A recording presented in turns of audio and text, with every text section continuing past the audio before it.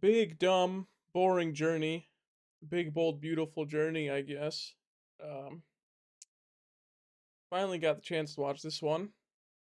I've been so excited to watch it because Kaganada is an amazing director, and when the two main stars of your movie are Colin Farrell and Margot Robbie, you think something amazing's gonna happen, and really just nothing really happened in this movie. I mean, like, stuff happened in this movie, but this movie is really, really fucking boring. I don't think I've ever had my girlfriend come up to me in the middle of a movie and tell me, "Can we just leave because this is boring as shit?" And I was trying so hard not to agree with her, but I was like, maybe the second half of this movie will be better than the first. Really never got that much better in my opinion. Um I don't know what happened here. I really just don't know what happened here. There was a clearly a good concept in this movie. I think a lot of the stuff about the doors, basically opening up these closed doors you thought you left behind in the back of your mind and reliving them and sort of changing your past and of helping you figure out who you were in the future.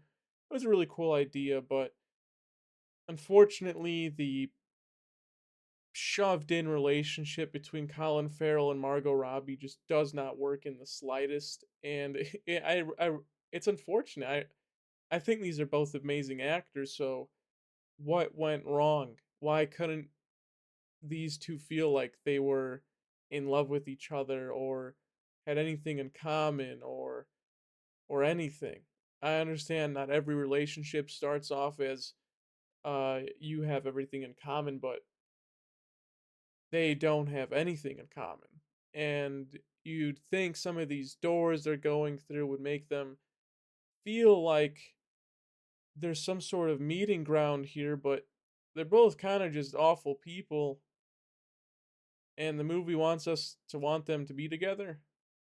I don't, I really don't know. Um,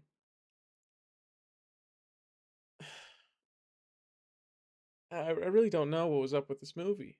Um, I think this could have been better, maybe if it was just one of them as opposed to two of them.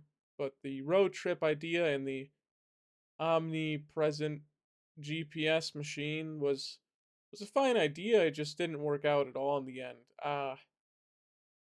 I feel like if this was just us going through Colin Farrell's life and seeing him relive his past and change who he is as a person, and then get to that relationship at the end with Margot Robbie, and maybe Margot Robbie was someone who he's been building up sort of his connection with before the movie and a little throughout the movie as he relives his past. Maybe this movie could have been better, but there's just nothing really here, unfortunately. I just the relationship itself is just like I don't even want these two to end up being together. And usually, when there's a final kiss in these romance movies, you expect it to be something you really like and something really electric, and to get your feelings going. But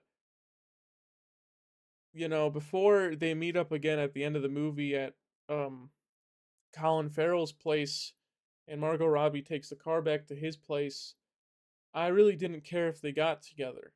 I would have probably had the same exact feeling as I did if they just never met each other again. But they meet each other at the end of the movie, they kiss, and it's supposed to be something electric, fabulous, spectacular, and instead they just kiss, and you're just like, can this fucking movie end already? Can it? And then it finally ends, and you feel like you just wasted 110 minutes of your life. This movie fucking drags too. The pacing in this movie is god awful, which is really unfortunate because I think something special about am I butchering your name? Kaganata. Um, as a director, is I feel like they do a really good job at pacing in their movies. I really liked After Yang and Columbus. But this movie's just such a fucking miss. I really just don't know what happened here. But this is just one fork in the road. So hopefully this isn't the new downfall of a pretty great foreign director. I'm debating giving this movie a 3 or 4 out of 10. I'm just playing it safe for now. As time goes on, this might drop within the next few weeks to a 3, but I'm gonna give it a 4 out of 10 for now. Really good concept here, but execution is just utterly horrible. With two amazing actors basically being the only speaking roles in this movie, you think you get something great from this, and you really don't. Maybe the best scene in this movie is the theater scene. I think that was probably the most enjoyable part about this movie. The very awkward part where Colin Farrell is flirting with a 15-year-old girl. It's pretty strange, but I think the scene as a whole is pretty great. And I don't know if I've seen Colin Farrell in a musical before. And if that was his voice, which I'm not really certain it was, uh, man, he needs to be in some fucking musicals. Because if that was his voice, it was pretty lovely. And I think the only other good scene I really liked in this movie was where Colin Farrell